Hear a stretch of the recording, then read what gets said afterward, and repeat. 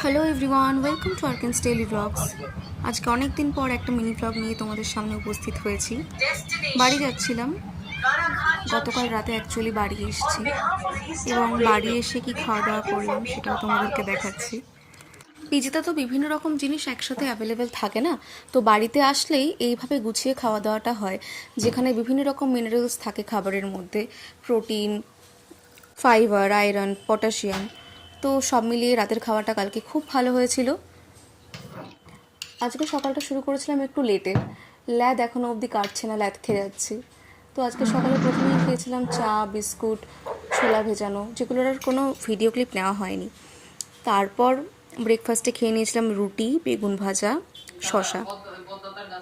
ব্রেকফাস্টের ঘণ্টাখানিক পরই মাকে বলেছিলাম আবার একটু চা করে দিতে। বাড়ি আসলে এটাই আমার চলে, মানে দিনে 3-4 বার তো আমার চা চলে। আমি প্রত্যেকবার মাকে ফরমাশ করি যে আমাকে চা করে দিতে হবে, এবং ম্যাক্সিমাম টাইম মা করে দেয়, যদি না খুব কাজে ব্যস্ত থাকে, এবং যে টাইমগুলোতে ব্যস্ত থাকে সেই টাইমগুলোতে আমি করে নিই। তো আজকে চাটা আবার করে দিয়েছিল।